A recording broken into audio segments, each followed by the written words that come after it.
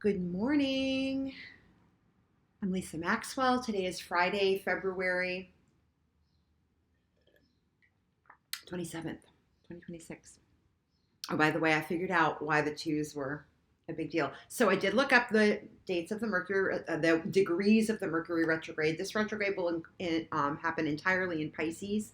Mercury has stationed retrograde at 22 degree Pisces, and it's going to go all the way back to the eighth degree of Pisces. I understand now why a little more about why the twos were important. I talked about how the eights were coming up in a lot of the readings that were done last week, and then this week we had a lot of the sixes up until yesterday. And then I realized that what's the difference between 8 and 6 is 2. And that I was just doing like this. There's just like random math that was coming up while I was driving and stuff. I was like, why twos? I kept saying twos, and that explains a lot. Two is a number of spirit, of intuition, of that divine collaboration that came up in the reading a couple of days ago. And it is giving over to to asking, when we're in that place of like in the Hermit card reversed, of being in that place of like only acting on our own wisdom or only seeing our own wisdom, it's actually reaching out to spirit and asking for the sanity that, for to come back to a place of centeredness, and then having those decisions that we make come from a more centered place. When we are collaborating with spirit, with our higher spirit, our higher divine wiser selves. And one thing I think is a big theme for our Mercury retrograde is this. I think I brought it up in yesterday's reading about, I touched on it, and I'm going to give a reading from a daily reader that I work with. That was actually from last Wednesday. It says, I find it helpful to my spiritual growth to meditate on a particular character defect that I have found consistently interferes with my growth. This was something we talked about, like what's getting in your way of moving forward in the way that you want to. And then also looking out, but what is here that I can work with? That maybe happening on the small scale, that once we work with it more, gets to be higher, right? Lately, I've been focused on the effects of guilt and shame in my life and relationships. So if we find like we're in that blame and shame game cycle, like so we almost make it a ritual rather than the sacredness that is, than responding to the sacred divinity within one another. Obviously, we're going to be stagnating. We're stagnating, and that's getting in the way of the rich, wonderful, productive, passionate relationships and situations that we want. Relationships can be anything, remember. It's how we relate to anything, how we engage and interact. It doesn't need to be a romantic thing. It can be how you engage at your work or whatever. So consider relationships across the board, like in my friendships. How do I relate to the coffee shop up the street? You know what I mean? Like, how do I engage there? Like, what's the vibe there? So both higher power can remind me to be gentle, loving, and forgiving of myself. Even after so long, it's clear that I still feel guilt and shame.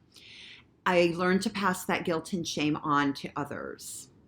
However, the same holds true for love and forgiveness. When I treat myself with love and forgiveness, I pass it on to others. Relationships are repaired and reconstruction begins on the foundation of love and respect.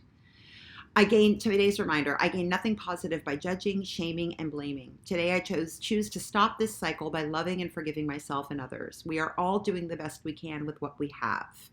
Self-forgiveness often clears the path to forgiving others. So here's a question that maybe for Mercury retrograde is something that we can meditate on, because it's great to meditate, but then if we have maybe a focus, it's always super helpful.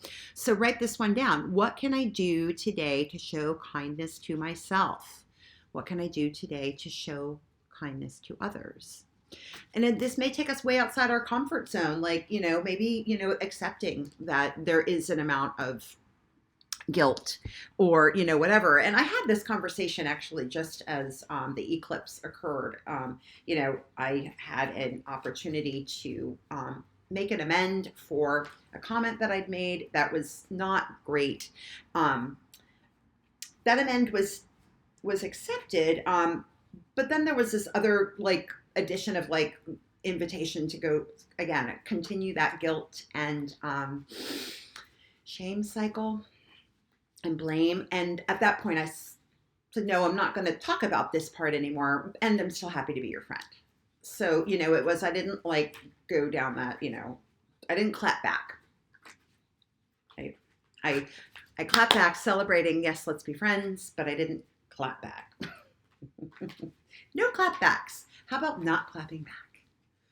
Considering before we're clapping back. Maybe we could talk about that. All right, so this is for today's reading, but I want to offer that as, like I said, an opportunity, something that we can meditate on now that Mercury has officially stationed retrograde as of yesterday. And I really liked that reading that came up in that reader. And it was interesting. I went over to that reader today but then it was like, oh, go back to that one that you read last week. Because that resonated with me. That was the one that was like the day after the eclipse, the lunar eclipse and Lunar New Year. So again, it's not maybe, I think it's really neat that we have this Mercury retrograde right after that lunar eclipse, right as we started the Lenten season, right as we started Ramadan. And I think that it's a great theme for the year. I feel like that's a great theme for the year. Using meditation as a tool to shine and ourselves without stating who we are without clapping back. I like that for us. Anyway, so today's reading, what's that today?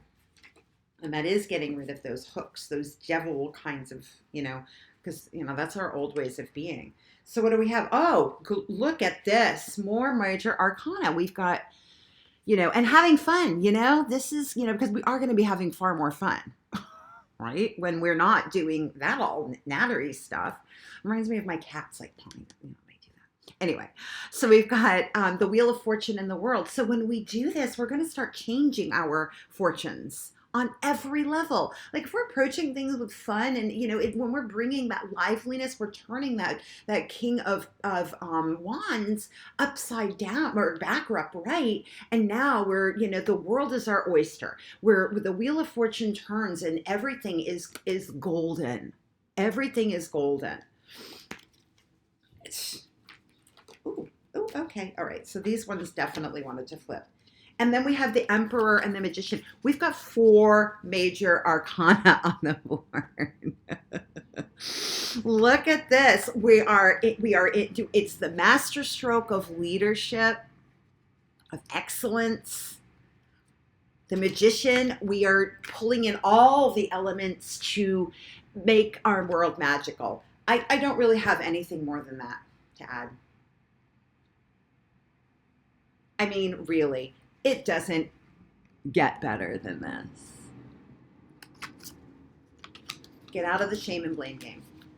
Stop making that the ritual. Start moving into I'm going to post those questions in the commentary on this, but let's, yeah. Yay. Enjoy. Have a great day.